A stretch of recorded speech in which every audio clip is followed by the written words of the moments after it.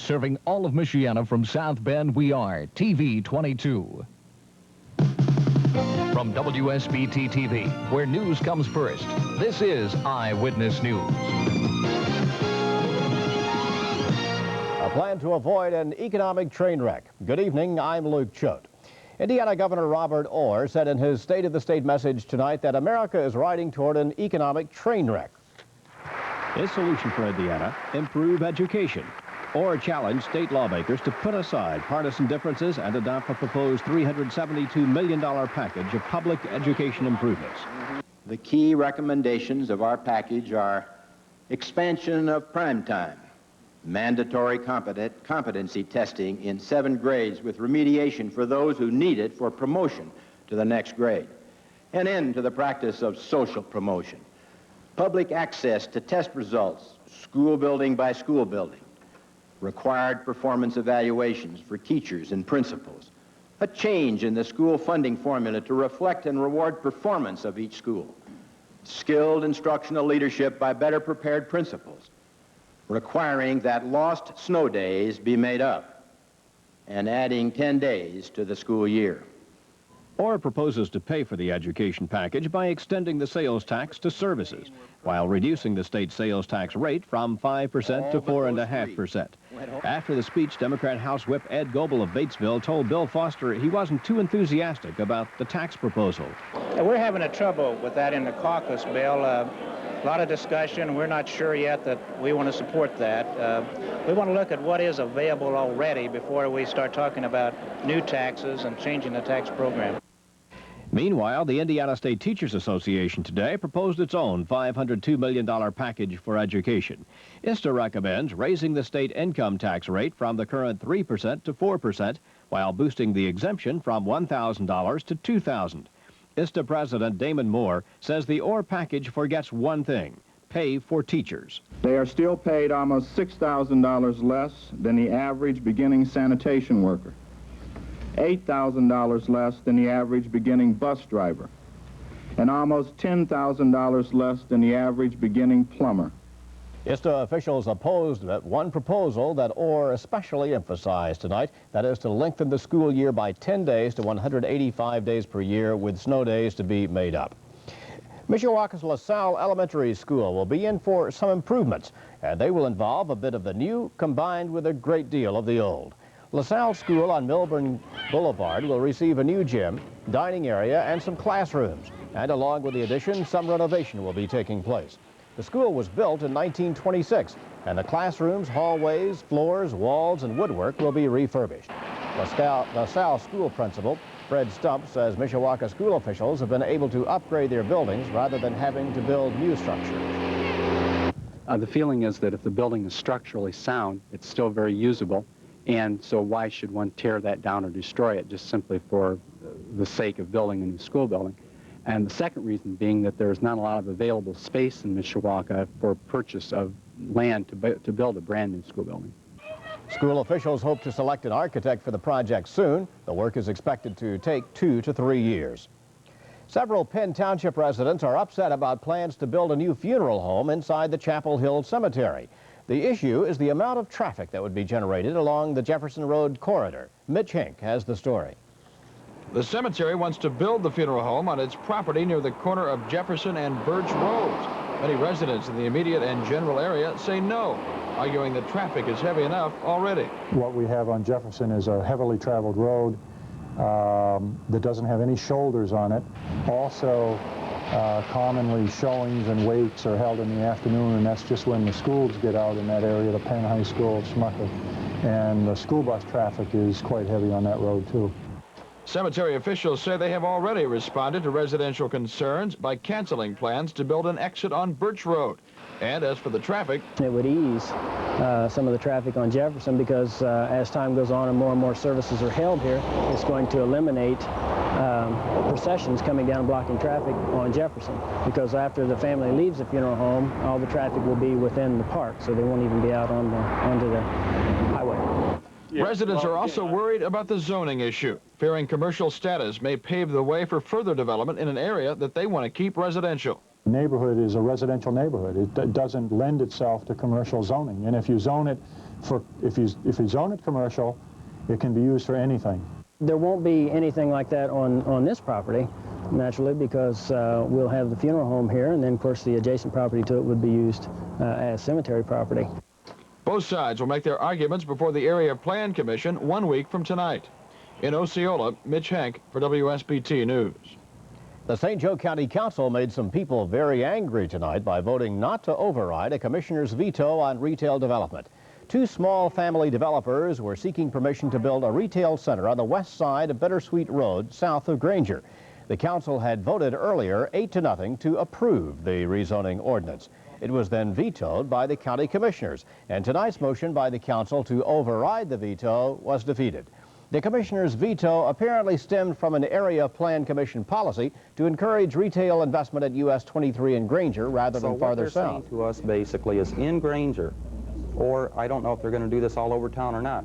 If you are a small business, if in fact you don't have that type of funds, you cannot develop anything for retirement. We have to make our own retirement being a small business.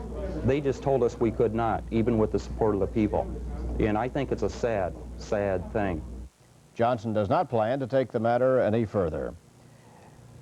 More troubles for South Bend Councilman Robert Taylor. Early today, he was stopped by police and charged with driving with a suspended license.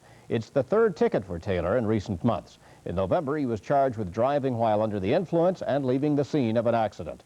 Today, when he was stopped, Taylor reportedly told police he didn't know his license was suspended and that he hadn't received such notice from the Bureau of Motor Vehicles. The BMV makes such notification in most cases. When we come back, a U.S. Marine is arrested for spying. And in Three Rivers, Michigan, they tried to figure out what made a car plunge into a river with two small children inside. 1987. 1988. 1989. 1990. Yes, all the way until 1991. Now, during Curtis Mathis's huge clearance sale, get our exclusive Curtis Mathis 4-year limited warranty good until 1991. Buy a Curtis Mathis TV for as little as $9.86 a month. Receive up to $300 cash allowance in trade. Up to 100 free movie coupons and free delivery. Buy, lease, or rent to own. Now, during Curtis Mathis's huge clearance sale and save. It's cold outside, but the savings are hot at Rafferty's Motorball Indoor Used Car Sale this Saturday only. You heard right. Shop in comfort and save. More than 400 cars to choose from with payments from $89 to $199 a month. No money down, some money down. Name your terms. If you've got good credit, come and get it. That's Rafferty's Motorball Indoor Used Car Sale. Saturday only. US 3133 south of Niles. Rafferty's, the sign of a smart shopper.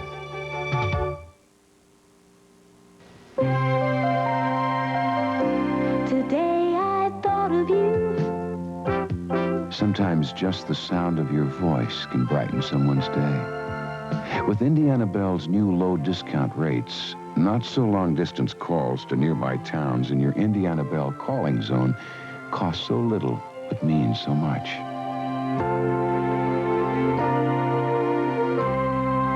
So good to hear from you. Two young children from Three Rivers remain in critical condition in Kalamazoo's Bronson Hospital tonight. Amy Ruth and Laura Lee Cooper were submerged in the St. Joseph River yesterday, trapped in their mother's car.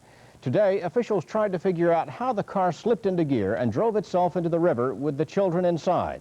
Reporter Mary Dennis has the story on that and the girls' rescue. Tests on the LeBaron this afternoon show there is apparently no problem with the car's automatic transmission and that it couldn't have slipped out of gear on its own. That the car, if it was in park, that it would hold. Mechanic John Biffis performed the transmission test today. He helped pull the car out of the St. Joseph River yesterday. 2.5-year-old Laura Lee Cooper and 18-month-old Amy Ruth Cooper were inside the car when it lunged forward from the family's driveway into the icy water. The children's mother said she had stepped inside the house for just a minute to get something she forgot. The mother's sure that she had the car in park, and it's possible with a 2-year-old and a 3-year-old in the car. They're both pretty active. It's possible they could have moved the gear shift lever themselves. The girls are in critical condition at Kalamazoo's Bronson Hospital. They were submerged for just over a half hour. Laura Lee and Amy Ruth Cooper would probably not be alive today if it weren't for the efforts of the men who braved the icy waters of the St. Joseph River to save them. Eyewitnesses are calling the men heroes. It was quite hazardous for these individuals to go in and do what they did to recover these girls. And I really have to take my hat off to these gentlemen that they'd really done an outstanding job. Making the rescue effort extremely dangerous for rescuers was the 35-degree water temperature. Only one of the men had an ice diving suit. Others jumped in wearing street clothes. Do you consider yourself a hero? I don't want to look at it in that aspect. I like to look at it as, we were doing our job. 5 St. Joseph County police and fire departments worked together in the initial rescue effort. Tomlinson also credits the quick work of the Three Rivers Hospital staff, the Borges Medical Center helicopter, and Bronson Hospital for saving the girls' lives. In Three Rivers, Mary Dennis, News 3. Yet another deliberately set fire at an area business. This time, a Wendy's restaurant in Roseland fell victim. The blaze was spotted by a passerby on US 33 shortly after 6 o'clock this morning. When firefighters arrived, they found the kitchen and an office in flames. Clay Township Fire Chief Robert Lindsay says the office was burglarized before the fire was set. Today, police were trying to figure out how a side door had been opened. Puerto Rican officials arrested a hotel worker today and charged him with 96 counts of murder in the New Year's Eve fire at San Juan's DuPont Plaza Hotel. And there are indications tonight from Puerto Rico's Justice Minister that the arrest may not be the last. Officials say the worker in custody may not have acted alone. The worker is a member of the Teamsters Union, which was involved in a bitter labor dispute with the hotel at the time of the fire. The union has denied any involvement in the blaze. There's news tonight of a bad breach in security at the U.S. Embassy in Moscow. And officials say a U.S. Marine is involved and has been charged with espionage. CBS News correspondent Bill McLaughlin has the story. There's been a major breach of national security at the American Embassy in Moscow, according to U.S. officials, who say this one is bad, very bad. CBS News has been told that the State Department believes a U.S. Marine who has served for the past 3 years as a guard at the American embassies in Moscow and Vienna worked for Soviet intelligence, the KGB. It is believed that Sergeant Clayton J. Lonetree allowed KGB agents into both embassies to steal top-secret documents and place bugs or listening devices in the offices of senior diplomats. It is said the Marine Guard made it easy for the KGB. Sergeant Lonetree had the keys for the safes where the most sensitive documents were kept. Reliable intelligence sources say Lonetree's case was right out of a cheap spy novel. He fell in love with a Russian girl who worked at the Moscow embassy. But she turned out to be what the KGB calls a swallow, an agent who uses sexual entrapment to recruit foreign help. Today, Lonetree's father said such behavior is out of character for his son.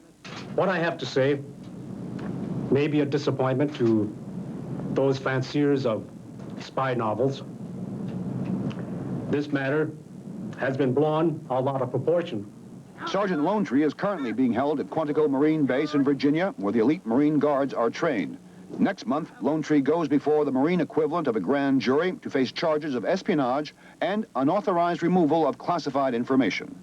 There is a bizarre footnote to this. In November 1985, Sergeant Lonetree was given a special assignment. He was sent from Moscow to Geneva, Switzerland, to provide extra security for President Reagan's summit meeting with Soviet leader Gorbachev. Bill McLaughlin, CBS News, the State Department. Anglican Church envoy Terry Waite is back in Beirut tonight to try negotiating freedom for hostages being held in Lebanon.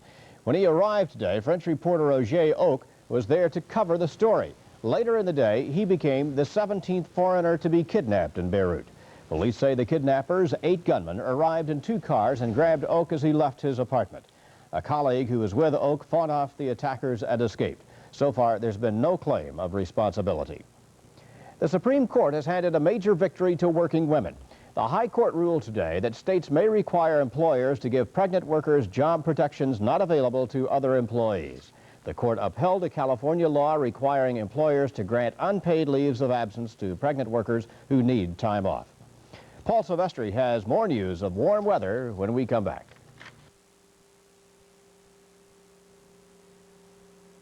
McDonald's is throwing a New Year's party for Big Mac. Of course, we can't completely show the guest of honor on TV because that could cause an outbreak of Big Mac attacks. But I can show you the special price. Just 99 cents. Imagine a hot Big Mac for just 99 cents.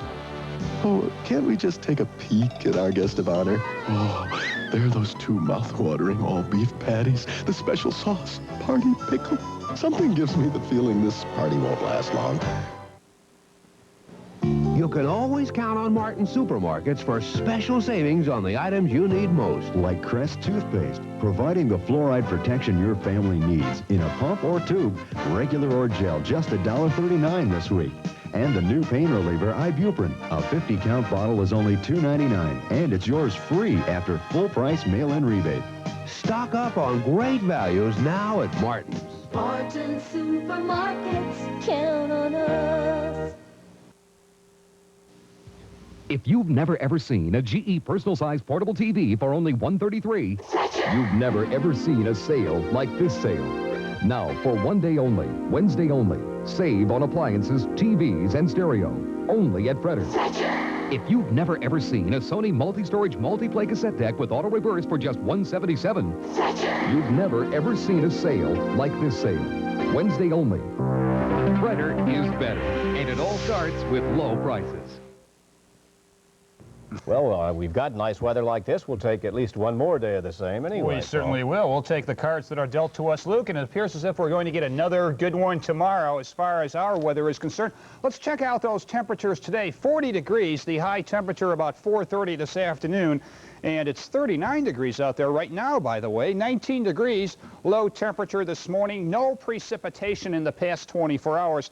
And in case you forgot, the normal high temperature is 30 degrees this time of the year. The normal low is 16 degrees. Our current weather map right now, mild weather is moving into Michiana. The temperatures have risen 4 degrees in the past 2 hours across the area. And that's part of the mild air that's been out to the west of us for the past couple of days. More record high temperatures today, including Des Moines, Iowa at 62 degrees. Notice Duluth, now normally Duluth, Minnesota, Eau Claire, Wisconsin, International Falls, normally in January they're not setting records in the 40s. They're a little bit chillier than that, as we are too. Kansas City at 60 degrees, Marquette 43, and the records continuing from Minneapolis towards Omaha, Nebraska, Sioux City, Iowa, Sioux Falls, South Dakota, as well as Tucson, Arizona at 75 degrees. Now, all that warm air that's been out to the west of us, we talked about all those records today, is now beginning to move in. Winds are picking up out of the south and west and drifting some of that warmer weather in our direction. It appears now as if temperatures overnight tonight may just stay above the freezing mark as they continue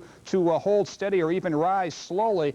However, if you're really looking rather closely at this zoomed-in portion of our weather map this evening, you will notice a cold front out to the north and to the west of us, and as we expand out a little bit more, here it is. What's going to happen, this cold front's going to sweep through here during the day tomorrow. As I mentioned at 6 o'clock, we have two different bands of cold air coming. The first one isn't all that cold. It's Pacific air, just a little bit cooler. But the second one is coming straight down out of Canada, and that will cool us off, I'd say, quite a little bit by Thursday night on into Friday and the weekend. Here's the satellite picture, and you'll notice here's that cold front across Minnesota as well as North and South Dakota. There's a jet stream just to the north of us tonight, and these are the clouds associated with that jet stream. But again, no precipitation occurring across the area right now. And temperatures, as I said, it's gone up now to 39 degrees. After a high temperature today of 40, the wind is southwest at 18, gusting to 28 miles per hour. The relative humidity 73%, and the barometric pressure 29.85 inches, and it is falling. Here's the weather map by tomorrow afternoon. Again, here are these statistics. By tomorrow afternoon, the weather map will show the first of the cold fronts getting ready to go through Michiana. That means our temperatures that will start out rather warm during the day tomorrow in the 40s will fall off a little bit towards evening. And then by Thursday, temperature readings drop from the 40s into the 30s. And for the first time in a long time, we're noticing some very cold air across the northern plains through Minnesota, North Dakota, and Montana. The folks there that set records today were probably going to be wondering by Thursday where the warm temperatures went. I'll be back with my forecast for Michiana right after this break.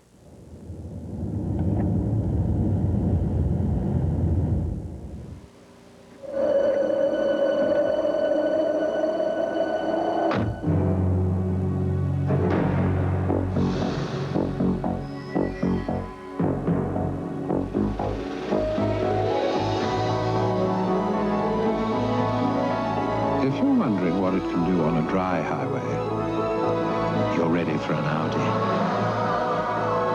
Select your 1987 Audi now at Putnam Audi, Elkhart. Ben, tonight we're gonna sleep out under the stars. Yeah! Yeah, we're gonna drink from a mountain stream. Yeah! And for dinner, we're gonna eat roots, bulbs, and berries. Hello, Little Caesars? Yeah, I'd like to order some pizzas. Feed your group the real crowd pleaser, Little Caesars Pizza. When you pay for one, you take home two, and that can go a long way at a party. Anybody care for a root? No, I guess not. Every day, the average American hears more than 1,000 commercial messages. Most of them go in one ear and out the other. But there's one event that's too big to ignore, with drastic reductions on all 4 samples, one-of-a-kinds, and new overstocked items. Highland's chain-wide inventory blowout with this Kenwood digital audio disc player is just $198. Save $51. Highland's inventory blowout. Everything's priced to sell on site. Oh, one more thing. Sale ends Saturday.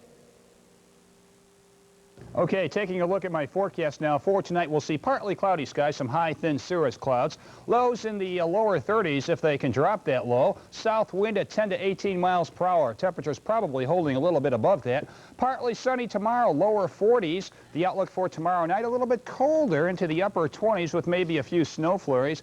And then for Thursday, cloudy, colder, occasional snow flurries with high temperatures right around the 30-degree mark. So we're in for a little bit of a change in the weather, but actually a little bit more normal as far as January temperatures are concerned. Well, Paul, all of this mild weather is nice, but as I recall, back in 1978, the first half of January was pretty mild, and then we had the great blizzard of 1978. Indeed, there are similarities, but actually this situation is a lot different than the one in 1978. I'm not expecting anything like that, to be sure. I'm not going to get technical about it, but I just thought I'd drop that in, Paul. Okay. You know?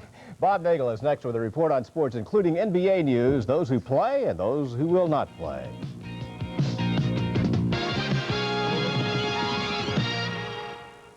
At Jordan Toyota, we're starting the new year with a very important sale to celebrate the first anniversary in our new showrooms. We have a good selection of Tercels, Corollas, and Camrys, priced low for immediate delivery. See the FX16, the pocket rocket, 16-valve twin-cam power plant, Toyota's hottest new car. Get $1,000 cash back during this sale. Thank you for helping us become the largest Toyota dealer in the Midwest. Whatever it takes, Jordan Toyota, we want to be your car or truck company.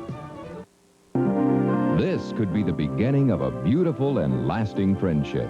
Shop Harding's just once, and we bet you'll be back. For the finest in meats and fresh foods, helpful, friendly service, and weekly specials like these.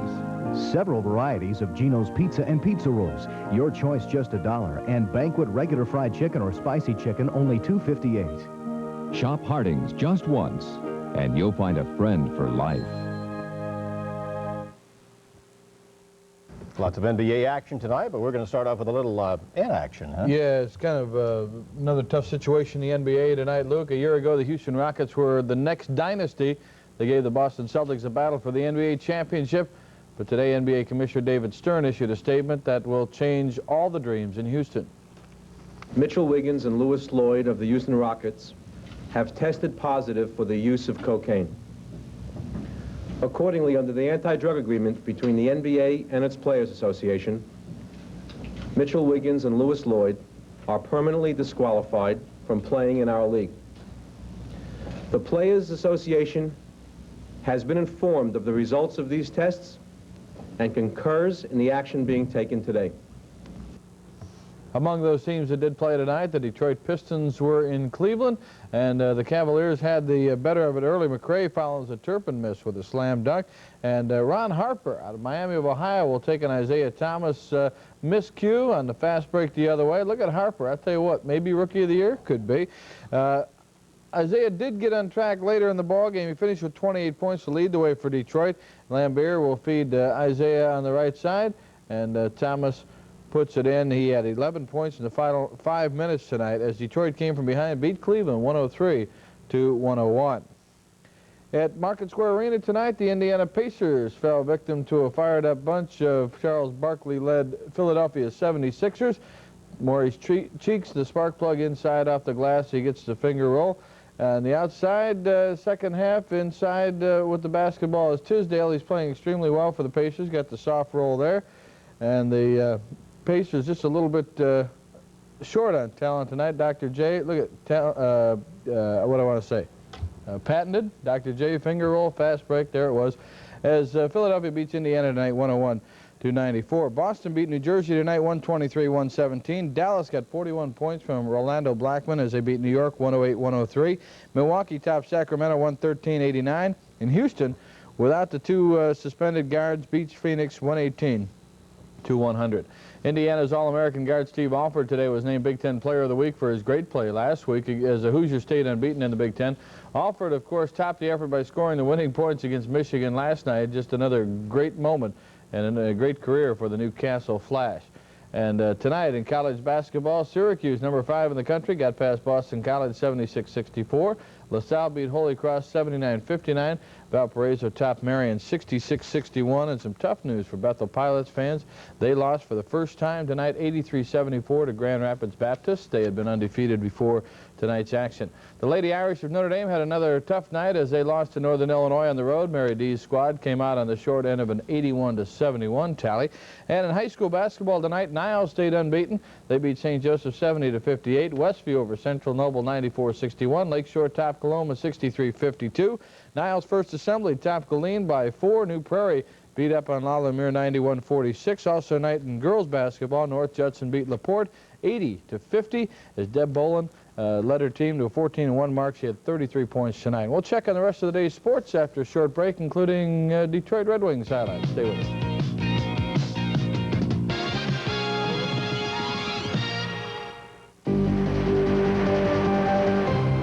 When I was single, all I needed was a checking account. So I went to a credit union. Then I got married, had a family.